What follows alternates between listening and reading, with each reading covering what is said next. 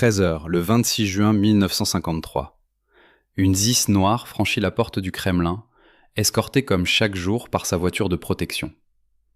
Lavrenti Pavlovitch Beria en descend avec l'assurance de l'homme qui, depuis 30 ans, fait trembler les murs de la Loubianka.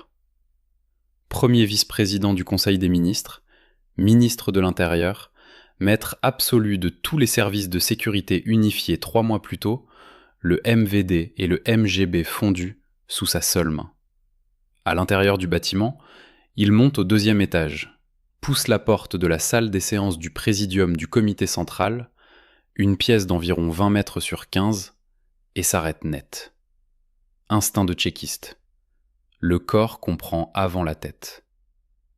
Le long des murs, alignés comme en faction, des officiers en uniforme, chose jamais vue lors d'une séance ordinaire. Et les autres membres du présidium, assis à la table centrale, ont une posture qui ne trompe pas. Malenkov pâle, les yeux rivés sur ses papiers, incapable de croiser un regard.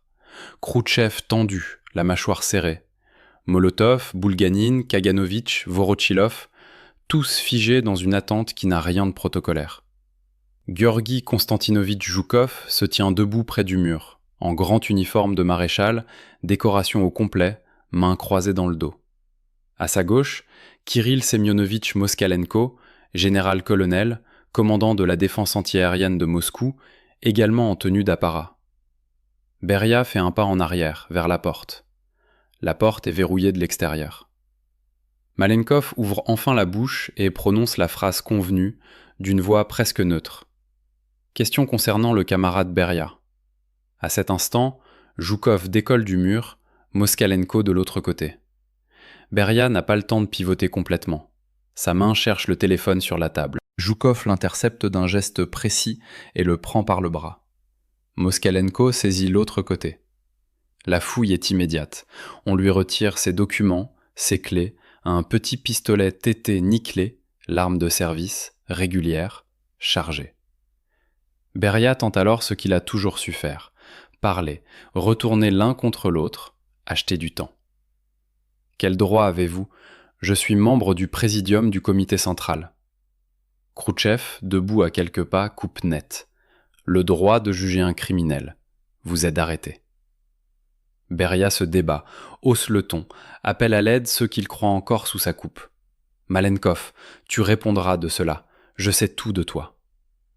Malenkov ne lève pas les yeux. Beria tente alors la carte Khrouchtchev, parce que les deux hommes ont travaillé ensemble, parce qu'il connaît les failles. Nikita, nous avons travaillé ensemble. Je sais tout de toi. Tout. Khrouchtchev, froid. Tais-toi. Tu répondras de tout ce que tu as fait, de chaque crime. Beria change de registre, devient suppliant, propose sa démission immédiate de tous ses postes, tente la sortie honorable. Camarades, membres du présidium, c'est un malentendu. Nous pouvons tout discuter. Je suis prêt à démissionner de tous mes postes. Juste une démission. Pas besoin d'arrestation. Khrouchtchev, sans émotion. Trop tard. La décision est prise. Beria se tourne alors vers Molotov, le plus ancien, celui qui a traversé toutes les purges. Vyacheslav Mikhailovitch, vous êtes le plus ancien ici. Dites-leur que c'est de la folie. Molotov ne dit rien. Beria tente une dernière cartouche, joue les anciens. Bas les pattes. Je suis membre du présidium, membre du gouvernement. Vous n'avez pas le droit. Personne ne répond. Joukov commande l'entrée des militaires en faction. 5 hommes armés entrent, entourent Beria. L'ordre est bref. Sortez-le. Par la sortie de service. La voiture attend. La sortie ne se fait pas par l'escalier principal, sous les ors du Kremlin, mais par l'escalier de service, étroit, fonctionnel, sans témoin. Au bas, ce n'est pas la ZIS gouvernementale qui attend, mais un véhicule militaire anonyme, un Gazik à bâche, moteur tournant. Moskalenko prend place devant, Beria est assis entre 2 officiers, encadrés. Il demande où on emmène. Moskalenko, sans se retourner, tu verras. Le trajet est court, silencieux. Beria ne parle plus. Il comprend. Pas un coup de feu n'a été tiré, pas une goutte de versée, Mais l'homme qui tenait les rênes de la police politique soviétique vient d'être mis hors d'état de nuire en moins de 20 minutes. Destination ? Non la Loubianka, jugée trop dangereuse, encore pleine d'agents qui lui doivent leur poste. Mais un bunker souterrain sur le territoire de l'état-major de la défense antiaérienne de Moscou. Un poste de commandement antiaérien construit pendant la Seconde Guerre mondiale. Des militaires de la PVO, choisis un par un, vérifiés, qui ne dépendent pas du MVD, assurent la garde. La cellule est nue. Un lit, une table, une chaise, une grille à la porte. Beria y est enfermé seul. Dans le même temps, Boulganine transmet aux troupes l'ordre de prendre le contrôle de tous les bâtiments du MVD à Moscou. Personne ne sort, personne n'entre, jusqu'à nouvel ordre. L'appareil répressif le plus vaste du monde est saisi à froid, sans effusion, par les propres chefs du parti qui, la veille encore, baissaient les yeux devant son maître. En une fraction de seconde, dans l'encadrement d'une porte de 20 mètres sur 15, l'histoire soviétique bascule. L'homme que le pays entier craignait, y compris les maréchaux vainqueurs de Hitler, y compris les vieux bolcheviks qui avaient survécu à toutes les purges, est devenu un prisonnier dans un bunker militaire, gardé par des hommes qui ne lui doivent rien. Derrière la porte verrouillée, debout près du lit, Beria mesure ce qui vient de lui arriver. Pour la première fois depuis 30 ans, personne au monde ne répond à son appel. Pour comprendre ce que cet instant signifie, il faut remonter 3 mois en arrière, jusqu'au 5 mars 1953, jour où meurt Staline, après 30 ans de règne absolu sur l'URSS. Tout le système soviétique est construit autour d'un homme. Cet homme disparaît, et c'est le vide. Autour du cercueil, dans les couloirs du Kremlin, dans les antichambres de la Loubianka, commence immédiatement une lutte silencieuse, feutrée, impitoyable, pour la redistribution de l'héritage. Beria est alors, selon la formule qui circule dans les cercles du pouvoir, l'homme le plus influent d'Union soviétique. C'est lui qui, une semaine à peine après l'agonie de Staline, unifie sous son autorité le MVD et le MGB, fusionnant en un seul appareil l'ensemble des services répressifs. Police politique, renseignement intérieur et extérieur, troupes intérieures armées, camps du goulag, qui détiennent des millions de prisonniers. Et surtout, les dossiers compromettants sur quiconque compte à Moscou. Tous les autres membres du Présidium, Malenkov, promu président du Conseil des ministres, mais caractère faible connu de tous, Khrouchtchev, secrétaire du comité central et lutteur politique Rotor, Molotov, Boulganine, Kaganovitch, Vorochilov, savent qu'ils ont un dossier quelque part dans les sous-sols de la Loubianka, et que Beria connaît le contenu par cœur. C'est cette peur qui, dans les semaines qui suivent, paralyse toute opposition ouverte. Et c'est cette paralysie que Beria, rompitané à la vieille école tchéquiste, compte utiliser pour verrouiller définitivement le pouvoir. Car Beria, dans les 3 mois qui suivent la mort de Staline, ne reste pas immobile. Il lance d'abord une amnistie, modeste dans sa première version, élargie après. Des centaines de milliers de prisonniers politiques sortent des camps. L'effet est immédiat. Reconnaissance dans la population, sympathie dans l'intelligentsia, gratitude chez les anciens détenus qui rejoignent Moscou ou Leningrad. Il propose ensuite des mesures de libéralisation économique, assouplissement du contrôle sur les kolkhozes, autonomie accrue aux entreprises, et une politique étrangère plus souple, notamment sur la question allemande, avec des ouvertures qui intriguent les diplomaties occidentales. Aux yeux de certains observateurs contemporains dans les cercles libéraux de Moscou, le parallèle va jusqu'à évoquer un Gorbatchev avant l'heure, un modernisateur 30 ans trop tôt. Mais Khrouchtchev, qui observe tout, qui pèse chaque initiative, lit ses gestes autrement. Pour lui, l'amnistie n'est pas un geste humanitaire, c'est la construction d'une base de gratitude personnelle. La libéralisation n'est pas un projet de société, c'est une opération de séduction de l'intelligentsia.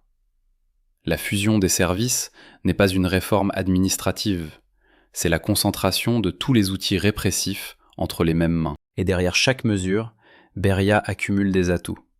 Des hommes redevables, des réseaux d'influence, des sympathies dans la société, et surtout, cet appareil unique qui peut, en quelques heures, briser n'importe quel adversaire. Fin mai, début juin, Khrouchtchev est convaincu.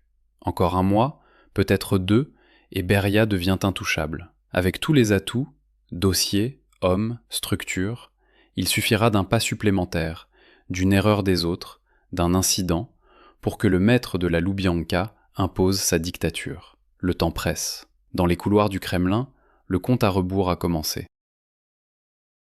5 mars 1953.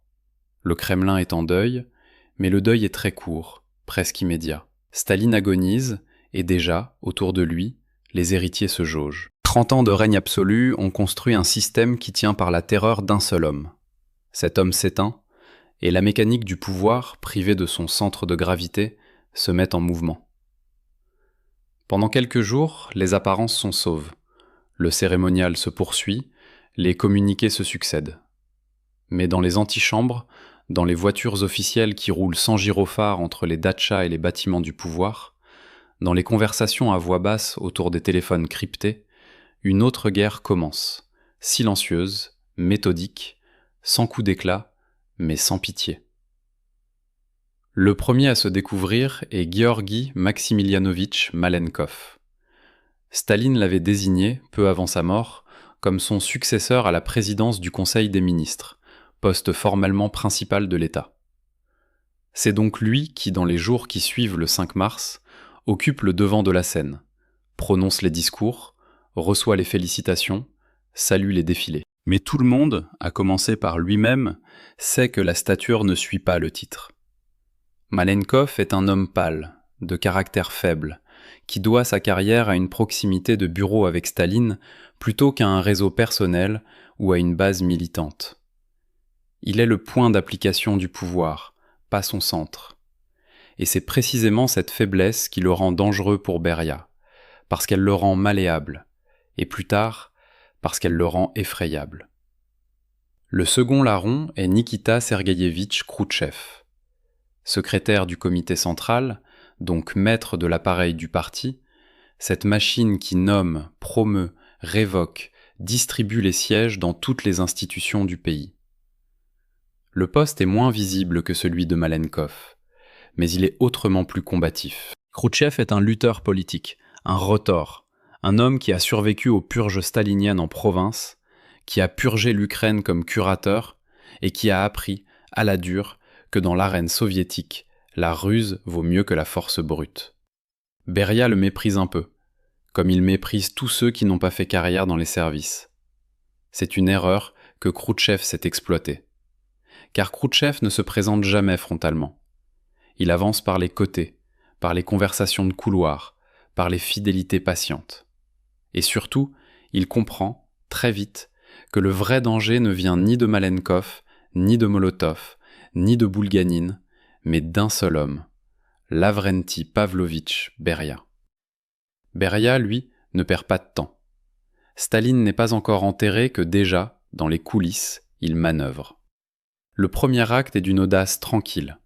Une semaine à peine après la mort du dictateur, il obtient la fusion du MVD et du MGB sous son seul contrôle. Les deux ministères, ministère de l'Intérieur d'un côté, ministère de la Sécurité d'État de l'autre, avaient été séparés à plusieurs reprises au cours de l'histoire soviétique, notamment pour éviter qu'un seul homme n'en concentre trop.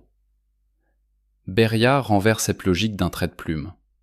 Désormais, tout l'appareil répressif de l'Union soviétique tient dans une seule main. La Loubianka, siège moscovite de la police politique. Les centaines de camps du Goulag qui s'étendent de la mer Blanche au Kazakhstan, où croupissent des millions de prisonniers. Les troupes intérieures armées, placées sous subordination directe. Le renseignement extérieur, avec ses agents dans le monde entier, ses réseaux, ses résidents. Et, plus important que tout, les dossiers compromettants sur quiconque compte à Moscou. Chaque chef de service, chaque directeur d'usine, chaque rédacteur en chef de journal, chaque général, chaque académicien a son fichier quelque part dans les sous-sols de la place Loubianka. Et Beria connaît le contenu par cœur. Avec ce levier, Beria peut briser n'importe quel adversaire d'une pression de doigt, sans bruit, sans procès, sans trace. C'est la terreur stalinienne, mais concentrée, rationalisée, sans la brutalité désordonnée du maître disparu. 3 mois de règne officieux suffisent à Beria pour comprendre qu'il n'a pas besoin de prendre le titre suprême pour tenir le pays. Il lui suffit de tenir les dossiers, les hommes et les camps. Le reste suit. Les semaines suivantes, Beria multiplie les initiatives, comme pour montrer qu'il est désormais l'homme d'État incontournable.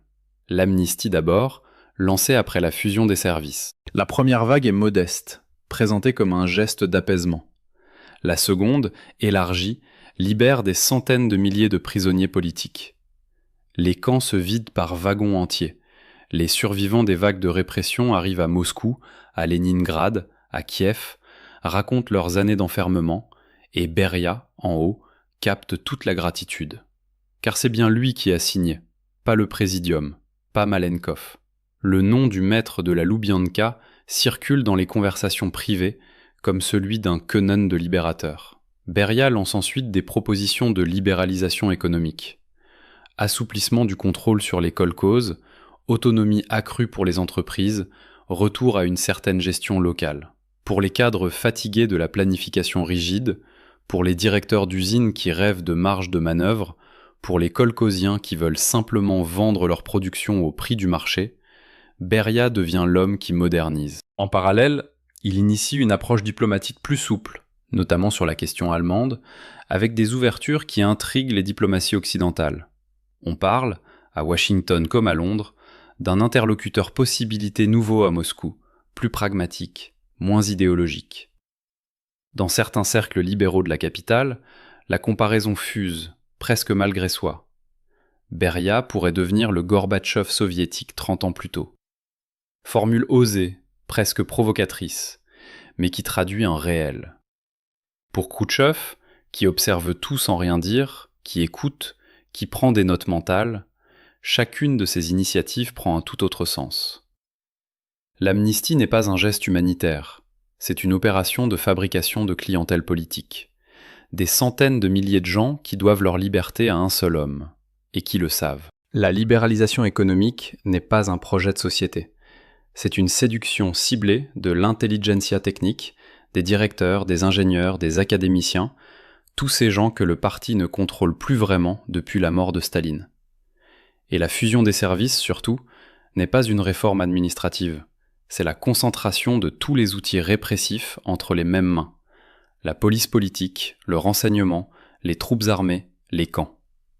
Avec un tel instrument, Beria n'a même plus besoin de dossiers compromettants pour briser un adversaire.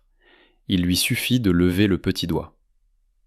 Fin mai, début juin, Khrouchtchev est convaincu que le compte à rebours est lancé.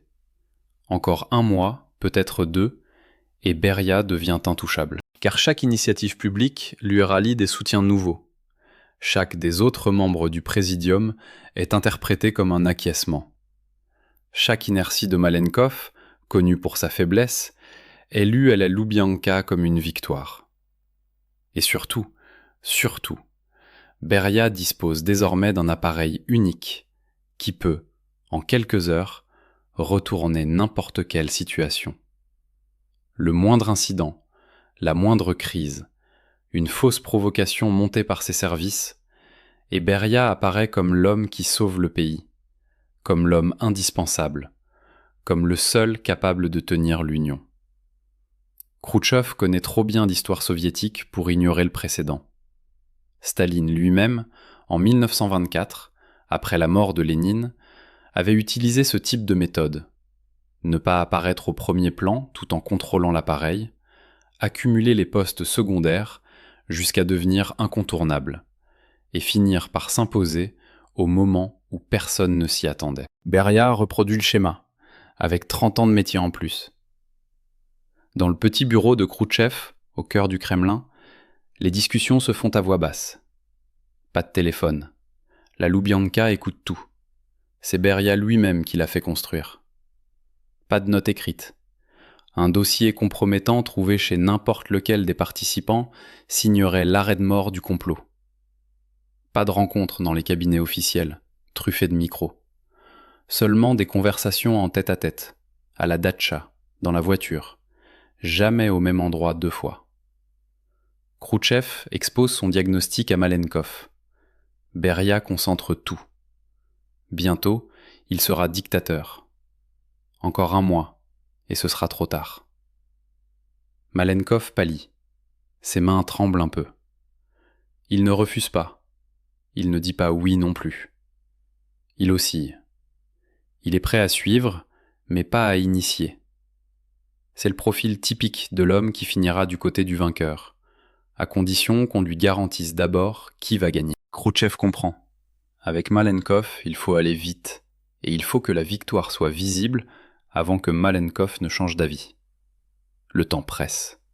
La machine conspirative va devoir se mettre en marche dans les semaines qui viennent, et il faudra qu'elle soit absolument invisible à l'homme qui pendant 30 ans a fait métier de voir ce que les autres voulaient cacher. Fin mai 1953. Khrouchtchev sait maintenant que le temps presse, et que la première qualité d'un complot contre un maître des services secrets est de ne jamais exister sur le papier. Pas de téléphone, la Loubianka écoute tout, c'est Beria qui l'a fait construire, et chaque standard du Kremlin passe par des opérateurs dont la fidélité au ministère de l'Intérieur n'est plus garantie. Pas de note écrite, un dossier compromettant trouvé chez n'importe lequel des participants signerait l'arrêt de mort de l'entreprise, et Beria n'aurait même pas besoin de procès pour les faire disparaître. Pas de rencontre dans les cabinets officiels, où Khrouchtchev sait, pour avoir longtemps fréquenté ces lieux, que les micros sont plus nombreux que les tapis. Pas de conversation dans la rue, où la surveillance extérieure, celle-là même que Beria a héritée de Staline, repère en quelques heures toute conversation prolongée entre deux véhicules officiels. Restent les datchas, les voitures en mouvement, les rencontres brèves à des horaires décalés. Le conspirateur soviétique doit devenir un partisan, un clandestin de l'intérieur, et Khrouchtchev, qui a purgé l'Ukraine et qui a survécu aux purges, connaît la méthode.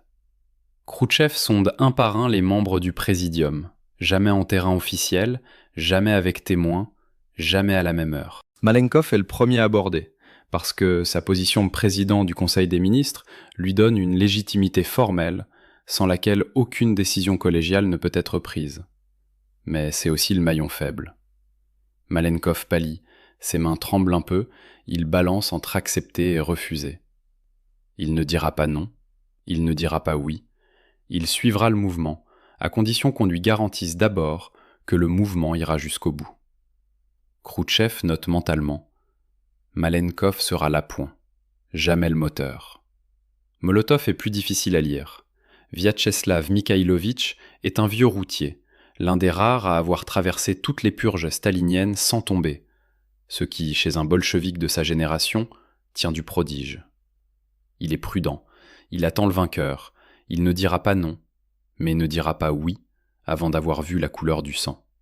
Khrouchtchev ne s'arrête pas à ses réticences. Ce qu'il faut, c'est que Molotov soit présent au moment décisif, pas qu'il porte le complot. La deuxième sonde vise Nikolai Alexandrovitch Boulganine, ministre de la Défense. C'est lui qui détient l'outil dont Khrouchtchev a besoin pour équilibrer la balance. L'armée régulière, ses dizaines de divisions, ses chars, ses états-majors, ses académies militaires. Boulganine n'est pas un stratège, mais il est un administrateur respecté des militaires, et sa position lui permet de transformer une décision politique en ordre opérationnel. Khrouchtchev lui expose la situation. Boulganine écoute, pèse, puis prononce la formule qui ouvre la porte. L'armée exécutera l'ordre s'il y a un ordre de l'autorité légitime.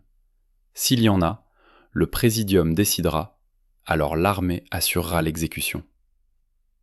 Sous la langue de bois bureaucratique, le message est clair.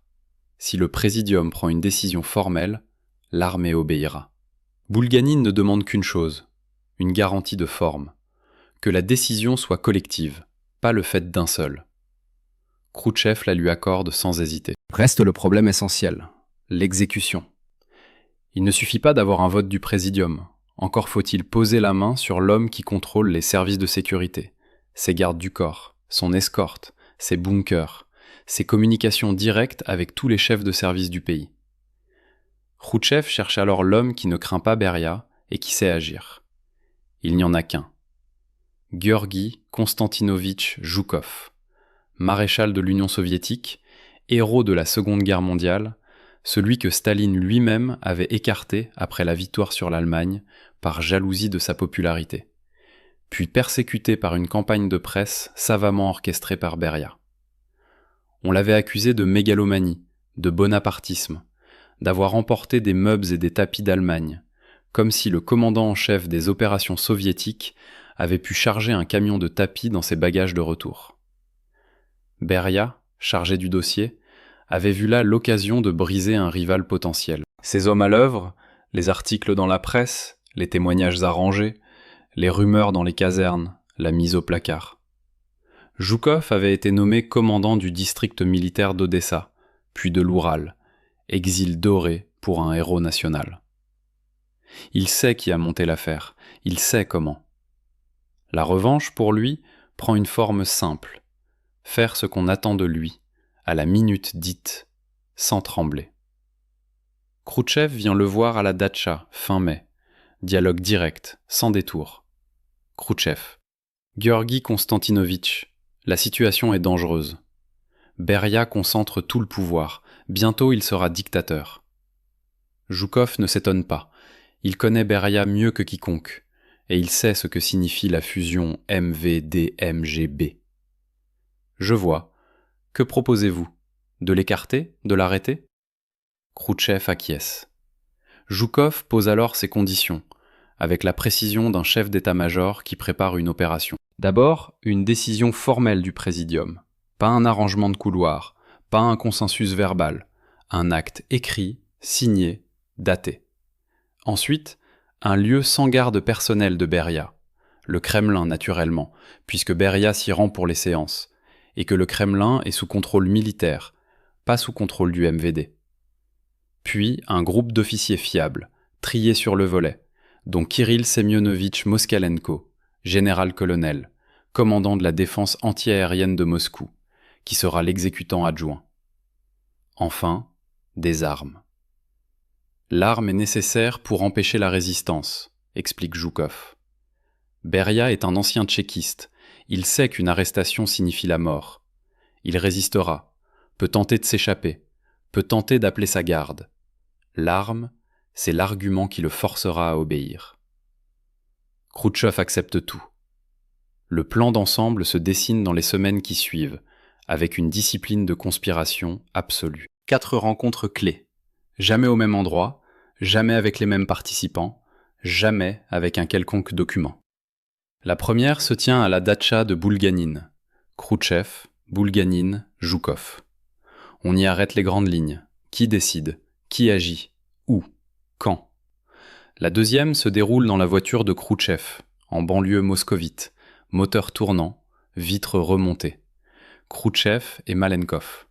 Le président du Conseil des ministres, contraint d'entendre le détail opérationnel, devient livide.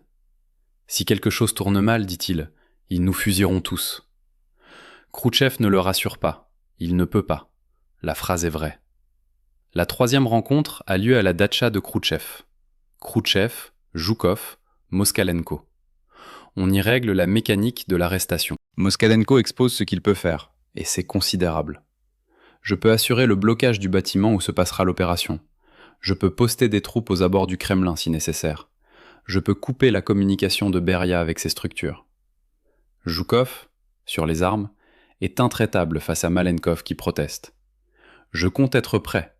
On ne tirera que s'il essaie de résister ou d'appeler à l'aide.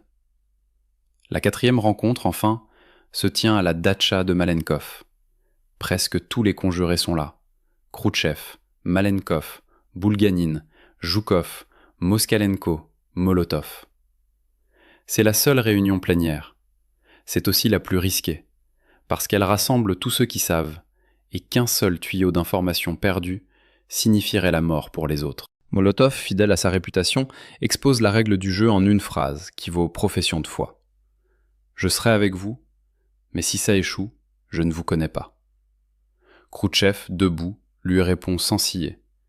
Si ça échoue, nous ne nous connaissons plus et nous sommes tous morts. La salle est silencieuse. Chacun mesure ce qu'il vient d'accepter. Plusieurs variantes sont prévues en cas d'incident. Si Beria ne vient pas à la séance, cas peu probable mais envisagé, son arrestation sera tentée ailleurs, à la datcha ou au MVD. S'il vient avec une escorte, Joukov a prévu la force, armes prêtes, officier en faction, sorti par l'escalier de service. S'il appelle à l'aide, Moskalenko bloque le bâtiment avec ses troupes de la PVO sous prétexte d'exercice. Si les troupes du MVD se soulèvent à Moscou, Boulganine ordonne à l'armée de bloquer la capitale.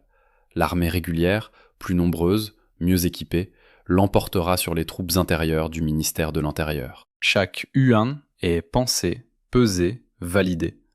La date est arrêtée, le 26 juin 1953. Le lieu, le Kremlin, salle des séances du Présidium, 2e étage. Le signal, une phrase codée, prononcée par Malenkov, qui marquera le début de l'action. Question concernant le camarade Beria. Les armes, prêtes, chargées, sécurité engagée. La destination après arrestation? Non la Loubianka, jugée trop dangereuse avec ses agents encore fidèles à Beria, mais un bunker souterrain de l'état-major de la défense antiaérienne de Moscou, construit pendant la guerre comme poste de commandement anti-aérien, dont la garde ne dépend pas du MVD. Cette raison explique pourquoi ce complot a une chance d'aboutir, là où tant d'autres ont échoué. La fenêtre de temps. Beria, tout puissant qu'il soit, n'a pas encore verrouillé le Présidium. Il a accumulé les pouvoirs, mais pas encore neutralisé tous ses collègues. Et chaque jour qui passe est un jour où cette fenêtre se referme. L'erreur de Beria sur sa propre force. Il se croit indispensable, il sous-estime la volonté des autres de risquer leur vie pour ne pas finir comme ses dossiers. Le conflit historique entre l'armée et la Tchéka. Staline jouait les deux contre les autres, et Beria, en persécutant Joukov, a cristallisé une rancune que Khrouchtchev s'est mobilisée. L'absence de fidélité personnelle à Beria. Ses agents lui obéissent par peur ou par carrière, pas par attachement. Le jour où la peur bascule, ils changeront de maître. La conspiration totale. Pas un mot au téléphone, pas une note, pas un lieu identique, ce qui rend la détection impossible. La légitimité du Présidium. Une décision formelle, collective, qui couvre juridiquement tous les participants. Et surtout, la vitesse d'exécution. Tout doit se jouer en moins d'une demi-heure, entre l'instant où Beria franchit la porte et l'instant où la cellule se referme. Au soir de la dernière rencontre, les conjurés se séparent. Chacun regagne sa datcha, sa voiture, son appartement officiel, avec dans la tête la formule convenue. Demain à 13h. La machine est prête. Il ne reste plus qu'à attendre que l'homme qui se croit le maître de l'URSS pousse la porte de la salle où l'attend sa propre fin. Le 24 juin 1953. Beria tient une réunion au ministère de l'Intérieur sur la réorganisation des camps après l'amnistie. Calme, confiant, il parle de projets d'avenir, d'optimisation des effectifs, de redéploiement des troupes de garde. Les participants prennent des notes. Personne ne voit dans ces mots autre chose que la continuité d'une politique déjà à l'œuvre depuis 3 mois. Aucun d'eux ne sait que dans 48 heures, la vie de celui qui préside la table va basculer. Le 25 juin, Beria passe la journée à sa datcha. Il reçoit quelques proches, discute des affaires courantes, lit des rapports, prend des appels. En soirée, son secrétaire le joint pour lui transmettre le message de routine. Réunion du Présidium le lendemain à 13h, au Kremlin, ordre du jour standard. Beria répond sans méfiance, comme il l'a fait 1000 fois au cours de sa carrière. Ordre du jour, question courante. Réunion standard. Bien, j'y serai. Il dîne légèrement, parcourt encore quelques dossiers, puis dort, et dort bien. La nuit est paisible. Au matin du 26, Beria se réveille à l'heure habituelle, prend son petit déjeuner dans la salle à manger de son hôtel particulier, parcourt les rapports nocturnes du MVD-MGB parvenus sur son bureau. Rien d'extraordinaire, la routine. À 11h, il quitte sa résidence dans sa ZIS noire, avec son chauffeur et sa garde rapprochée dans la voiture d'escorte, selon la procédure qu'il respecte depuis des années. Direction le ministère de l'Intérieur, place Loubianka, pour 2 réunions courtes avant le Présidium. 12h30, il quitte le MVD. Le trajet jusqu'au Kremlin prend 15 minutes. Au même moment, de l'autre côté de la Moskova, dans les couloirs du Kremlin, les conjurés sont déjà en place. Zhukov est sur le site depuis le matin. Il a vérifié lui-même les postes, réparti les officiers, fait livrer les armes, pistolets chargés, sécurité engagée, prêt à l'emploi. Moskalenko, de son côté, a déclenché un prétexte d'exercice PVO qui permet de mobiliser ses troupes en couverture du Kremlin sans éveiller l'attention. Le bâtiment est discrètement verrouillé de l'intérieur, sans que les sentinelles régulières, qui dépendent du commandant militaire du Kremlin et non du MVD, comprennent ce qui se trame. Khrouchtchev fume dans le couloir, nerveux. Malenkov, assis dans un bureau voisin, est livide. Ses mains tremblent sur ses papiers. Il n'arrive pas à se concentrer sur son ordre du jour. Molotov est plus calme, vieux routier des tempêtes politiques. Boulganin attend, téléphone en main, prêt à transmettre aux troupes l'ordre de bloquer les bâtiments du MVD. À 12h50, la ZIS noire de Beria franchit l'entrée du Kremlin. Les contrôles sont sommaires. Beria est attendu. Beria passe. Il descend de voiture, entre dans le bâtiment, monte au 2e étage par le grand escalier. Il pousse la porte de la salle des séances du Présidium, une pièce d'environ 20 mètres sur 15, table centrale, fauteuil, une seule porte. Et il s'arrête net sur le seuil. Son corps de tchéquiste, formé pendant 30 ans à dire une pièce en 1 seconde, à repérer le piège, à sentir l'arme dans le dos d'un suspect, lui hurle ce que son esprit met une fraction de seconde à confirmer. Le long des murs, alignés en factions, des officiers en uniforme, chose jamais vue lors d'une séance ordinaire. Et les autres membres du Présidium ont une posture qui ne trompe pas. Beria fait un pas en arrière, instinctivement, vers la porte. Trop tard. La porte se verrouille de l'extérieur, manœuvrée par un officier posté dans le couloir. Il est seul dans la salle, avec ceux qui vont l'arrêter. Malenkov ouvre enfin la bouche et prononce la phrase convenue, d'une voix presque neutre, mais que tous dans la pièce reconnaissent comme le signal. Question concernant le camarade Beria. L'instant d'après, Georgi Konstantinovitch Zhukov décolle du mur, en grand uniforme de maréchal, décoration au complet. De l'autre côté, Kirill Semyonovitch Moskalenko s'avance. Beria tente de pivoter vers la porte, mais elle est bloquée. Sa main cherche le téléphone sur la table, ce geste ancien du maître de la Loubianka qui a toujours su, en décrochant un combiné, inverser une situation. Zhukov l'intercepte d'un geste précis et lui prend le bras. Moskaleno saisit l'autre côté. La fouille est immédiate, méthodique. On lui retire ses documents, son portefeuille, ses clés et un petit pistolet TT nickelé, l'arme de service, régulière, chargée. L'arme qui devait le protéger ne lui servira à rien. Beria tente alors ce qu'il a toujours su faire dans une situation compromise. Parler. Retourner l'un contre l'autre. Acheter du temps en attaquant les failles. Il hausse le ton, invoque sa légitimité. Quel droit avez-vous ? Je suis membre du présidium du comité central. Khrouchtchev, debout à quelques pas, coupe net. Le droit de juger un criminel. Vous êtes arrêté. Beria se débat, essaie d'intimider. Malenkov, tu répondras de cela. Je sais tout de toi. Malenkov, le visage fermé, ne lève pas les yeux de ses papiers. Beria change de cible. Tente la carte Khrouchtchev, parce que les 2 hommes ont travaillé ensemble, parce qu'il connaît les failles. Nikita, nous avons travaillé ensemble. Je sais tout de toi. Tout. Khrouchtchev, glacial. Tais-toi. Tu répondras de tout ce que tu as fait, de chaque crime.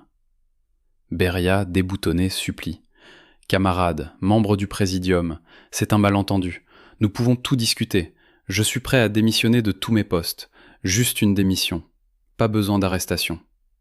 Khrouchtchev, sans émotion. Trop tard. La décision est prise. Beria se tourne vers Molotov, le plus ancien, le sage, celui qui a traversé toutes les purges.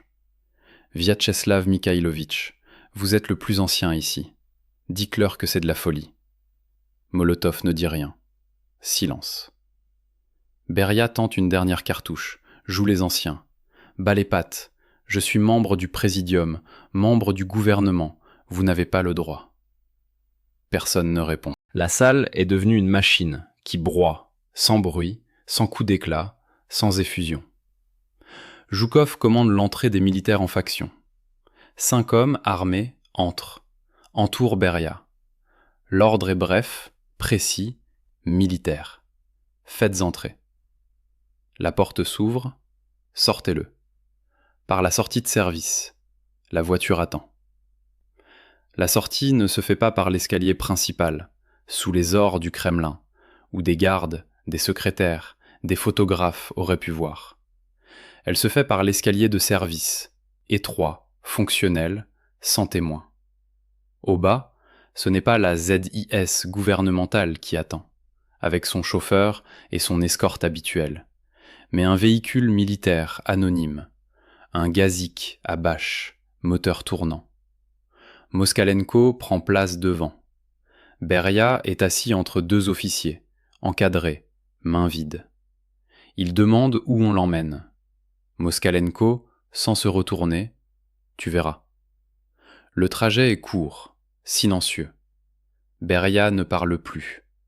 Il comprend. Pas un coup de feu n'a été tiré dans la salle, pas une goutte de sang n'a été versée, et pourtant, l'homme qui 3 mois plus tôt unifiait sous sa main tout l'appareil répressif de l'URSS est désormais assis à l'arrière d'un camion militaire bâché, escorté par des officiers qui ne lui doivent rien.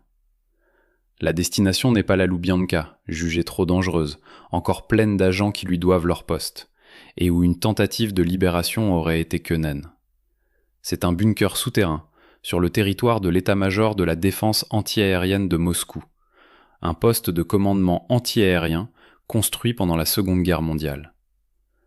La garde est composée de militaires de la PVO, triés sur le volet, vérifiés un par un, qui ne dépendent pas du MVD. La cellule est nue.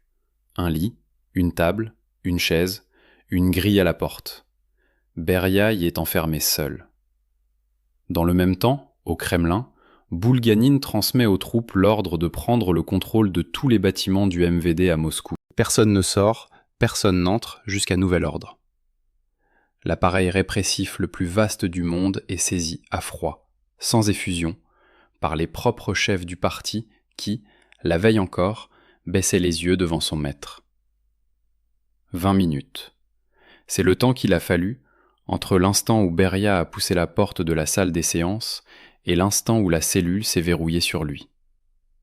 20 minutes pour que 30 ans de terreur prennent fin dans un bunker militaire gardé par des hommes qui n'ont jamais eu à baisser les yeux devant lui.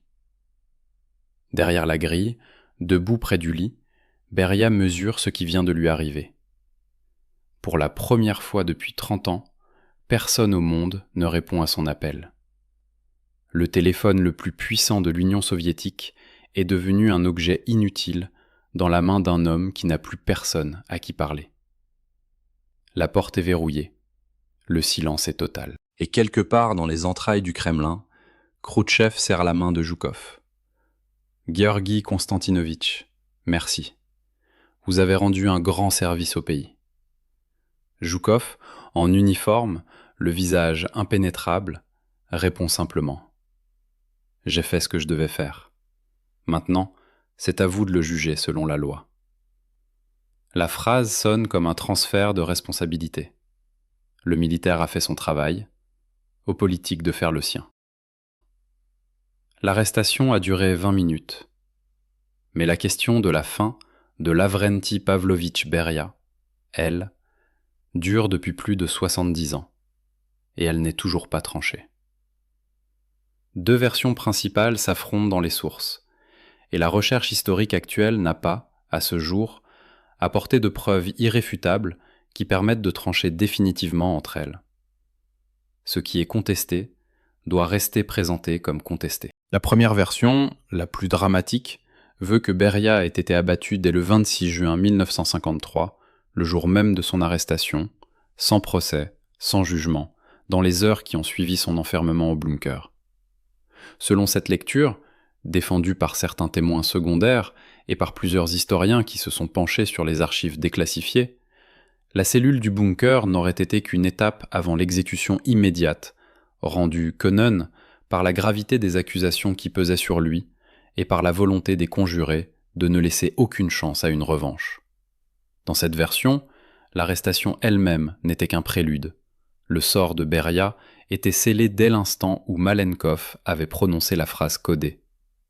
La seconde version, plus institutionnelle, veut au contraire que Beria ait été jugé à huis clos, puis exécuté le 23 décembre 1953, soit environ 6 mois après son arrestation. Selon cette lecture, défendue notamment par les mémoires de plusieurs acteurs de l'époque, un procès aurait été organisé en secret, sans publicité, conformément à une procédure spéciale prévue pour les hauts dignitaires du parti.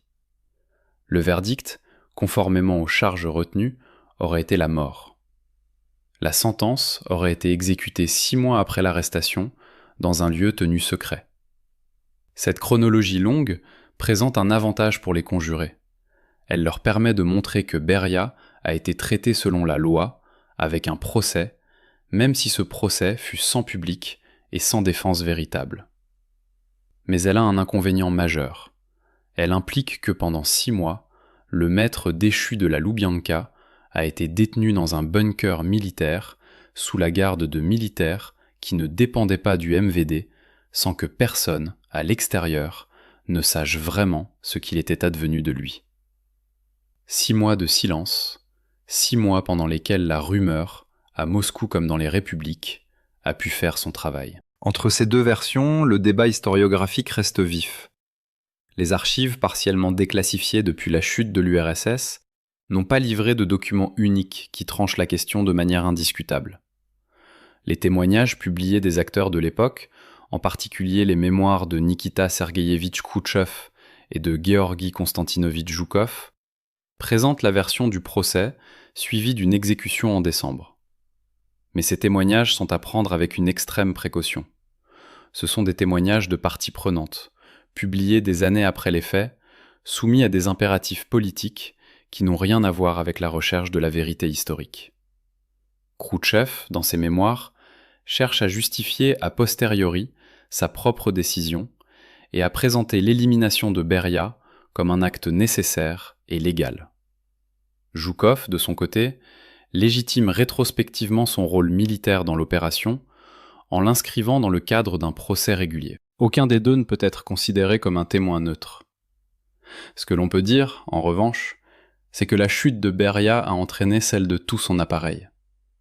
Quelle que soit la version retenue sur les circonstances exactes de sa mort, l'arrestation du 26 juin a déclenché une opération de grande envergure contre tous les cadres qui avaient servi sous ses ordres au MVD et au MGB unifiés. Procès spectaculaire en URSS, présenté à la population comme la liquidation d'une bande de Beria aux méthodes criminelles, vague de sanctions dans toutes les structures de sécurité, limogeage, arrestation, exécution parmi les officiers qui avaient fait carrière sous sa protection. Le système répressif mis en place par Beria n'a pas seulement perdu son chef. Il a été retourné contre lui-même, les mêmes outils qu'il avait perfectionnés pendant 30 ans, servant désormais à éliminer ses anciens fidèles. La question de la mort de Beria reste donc, 70 ans après les faits, une question ouverte. Les historiens s'opposent encore sur la chronologie exacte et sur les modalités de la fin. Certains défendent la thèse de l'exécution immédiate, arguant que les conjurés n'avaient aucune raison de prendre le risque de garder vivant un homme qui connaissait tous leurs secrets et qui conservait, dans les camps et dans les réseaux, des relais potentiellement dangereux. D'autres défendent la thèse du procès, arguant que la mise à mort immédiate d'un membre du présidium du comité central aurait été politiquement trop coûteuse, même dans l'Union soviétique de l'après-Staline, et qu'il fallait au moins les apparences d'une procédure légale. Cette seconde thèse a pour elle un argument fort. Elle est cohérente avec la culture politique soviétique qui exigeait toujours, même dans les cas les plus sombres, une forme de procès, fût-il à huis clos et sans véritable défense. Mais elle a contre elle un argument tout aussi fort.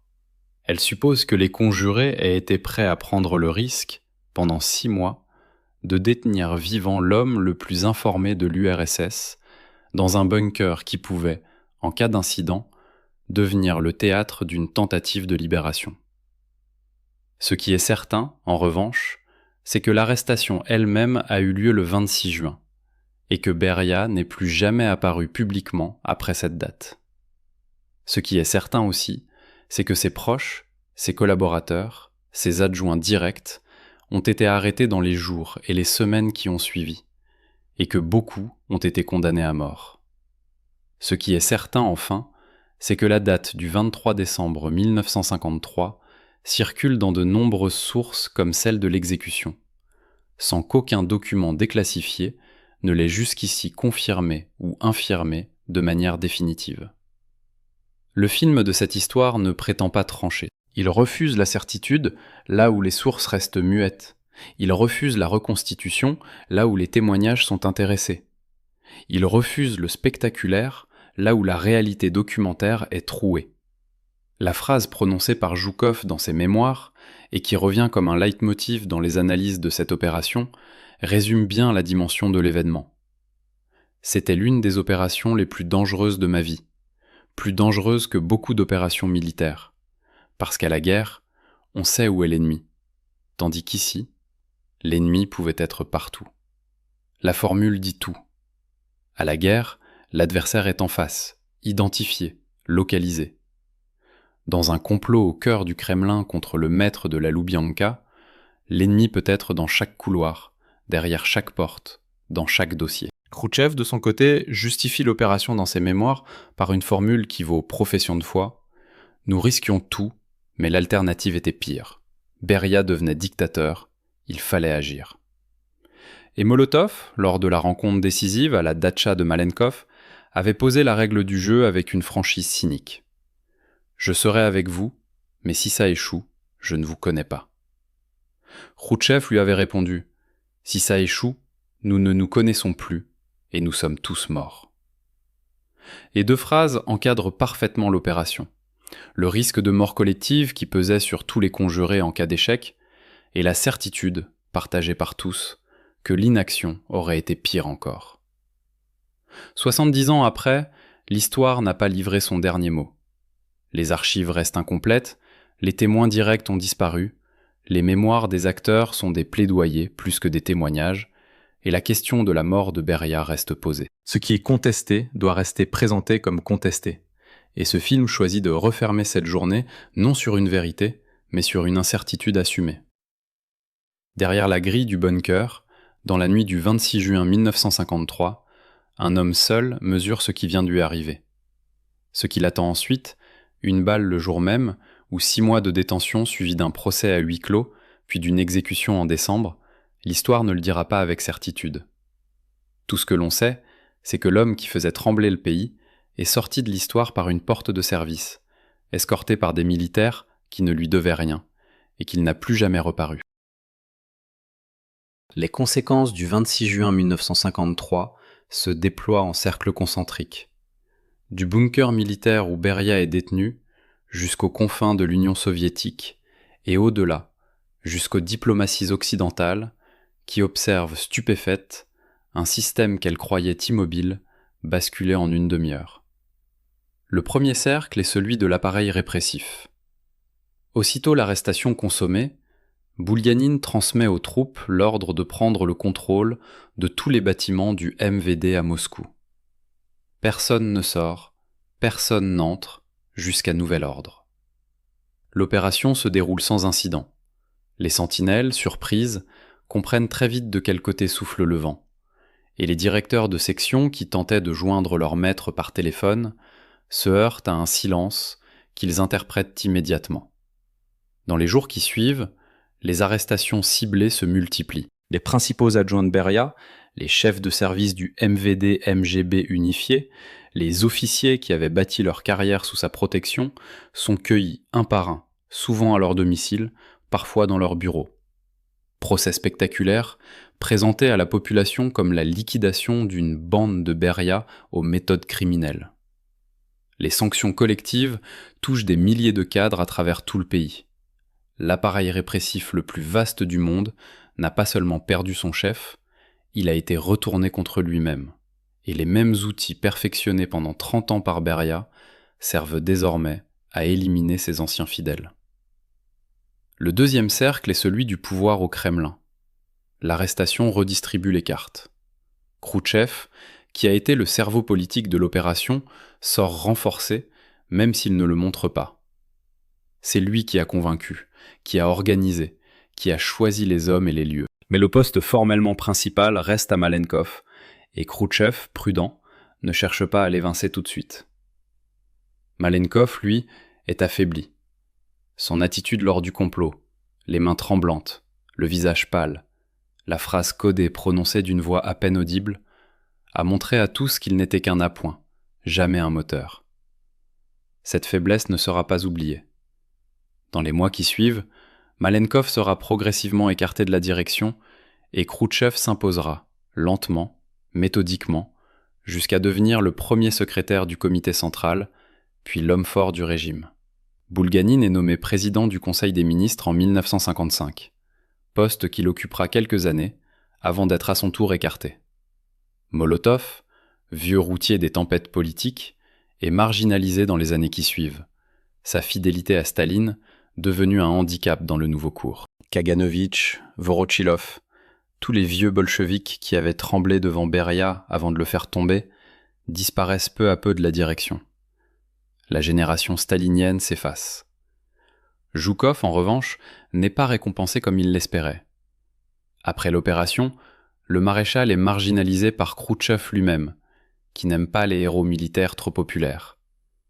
Le maître des services secrets déchu avait persécuté Zhukov par jalousie de sa gloire.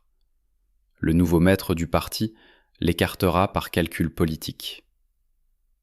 À partir de la fin des années 50, Zhukov est peu à peu réduit à un rôle protocolaire, puis à une retraite dorée, jusqu'à sa mort en 1974. Le troisième cercle est celui de la société soviétique tout entière. L'arrestation de Beria, puis la chute de son appareil, ouvre une période nouvelle. Khrouchtchev lance la déstalinisation. En février 1956, lors du 20e congrès du PCUS, il prononce son célèbre discours secret sur le culte de la personnalité. Le texte, lu aux délégués dans une salle fermée, dénonce les excès de Staline, les purges, les déportations, la terreur d'un seul homme contre son propre peuple. Le discours marque le début de ce que l'on appellera le dégel. Réhabilitation partielle des victimes des répressions, amnistie plus large encore que celle qu'avait lancée Beria quelques mois plus tôt, réformes limitées mais réelles dans la vie quotidienne, dans la justice, dans les camps. L'Union soviétique s'engage dans la voie d'une libéralisation encadrée, comparée à la terreur stalinienne. Comparée, surtout, à ce qu'aurait été un régime Beria, dont personne ne sait très bien aujourd'hui quelle forme exacte il aurait prise. Car la chute de Beria ouvre un espace qui aurait pu ne jamais s'ouvrir. Sans l'arrestation du 26 juin, l'amnistie qu'il avait lancée aurait pu devenir la base d'un pouvoir personnel. Ces ouvertures diplomatiques auraient pu aboutir à un compromis avec l'Ouest qui aurait stabilisé son régime. Ces réformes économiques, véritables ou non, auraient pu servir de façade à une dictature modernisée.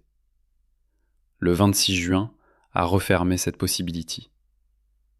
Le quatrième cercle, enfin, est celui de l'histoire longue. Le 26 juin 1953 entre dans les manuels comme le dernier coup d'État de palais de l'Union soviétique. Avant cette date, le pouvoir soviétique s'était transmis par des coups de force successifs. L'élimination de Trotsky, les procès de Moscou, la terreur stalinienne. Après cette date, le pouvoir se transmet selon les procédures du parti, sans saisie violente du sommet. Khrouchtchev cède à Brejnev par les voies réglementaires, Brejnev cède à Andropov, Andropov à Tchernenko, Tchernenko à Gorbatchev. Le 26 juin est à la fois la clôture d'une époque, celle des coups d'État internes, et l'ouverture d'une autre, celle où le parti, devenu institution, se dévore de l'intérieur sans qu'aucune main armée ne le tranche. 3 hypothèses contrefactuelles, chères aux historiens, permettent de mesurer le poids de cette journée. Si le complot avait échoué, un tuyau d'information perdu, une indiscrétion, un officier moins sûr, Beria aurait fait arrêter tous les conspirateurs, et l'on serait passé à une dictature querenne encore plus brutale que celle de Staline, fondée sur un appareil répressif unifié et sur une élimination systématique de tous les rivaux potentiels. Si les troupes du MVD s'étaient soulevées à Moscou, la guerre civile armée entre PVO et troupes intérieures aurait pu embraser la capitale avec un risque d'extension à tout le pays. Si enfin Beria avait consolidé son pouvoir sans répression ouverte, on aurait assisté à un régime stagnant, verrouillé par les dossiers et les réseaux, sans les réformes qu'il esquissait et sans les terreurs qu'il préparait. Aucune de ces 3 branches n'a été empruntée. La branche unique qui l'a été, le 26 juin, a évité les 2 premières et rendu la 3e impossible. Mais elle a aussi ouvert un chemin dont les contemporains ne mesuraient pas toutes les conséquences. Le discours secret de 1956, la déstalinisation, le dégel, puis, plus tard, la stagnation brejnevienne, puis la perestroïka gorbatchevienne, puis l'effondrement de 1991. Tout cela est, en un sens, né dans la salle d'environ 20 mètres sur 15 où Malenkov a prononcé, d'une voix presque neutre, la phrase qui a changé l'histoire. Question concernant le camarade Beria. Le film de cette journée se referme ici, non sur une certitude, mais sur une question. Qu'est-ce qui a été évité? Qu'est-ce qui a été rendu quenund? Et qu'est-ce qui, dans les nuisants qui ont suivi, a été construit ou compromis par ce qui s'est joué dans cette salle du 2e étage du Kremlin, le 26 juin 1953, entre 13h et 13h20. Ce que l'on sait, c'est que la question de la mort de Beria n'est toujours pas tranchée. Ce que l'on sait, c'est que l'Union soviétique n'a plus jamais connu de coup d'état de palais après cette date. Ce que l'on sait enfin, c'est qu'un homme qui faisait trembler le pays est sorti de l'histoire par une porte de service, escorté par des militaires qui ne lui devaient rien, et qu'il n'a plus jamais reparu. Derrière la grille du bunker, dans la nuit du 26 juin 1953, un homme seul mesure ce qui vient de lui arriver. Pour la première fois depuis 30 ans, personne au monde ne répond à son appel. Et quelque part, dans les couloirs du Kremlin, un maréchal en grand uniforme serre la main d'un secrétaire général en costume civil, et l'histoire soviétique bascule, sans un coup de feu, vers une époque qui ne s'appellera plus jamais la terreur d'un seul homme.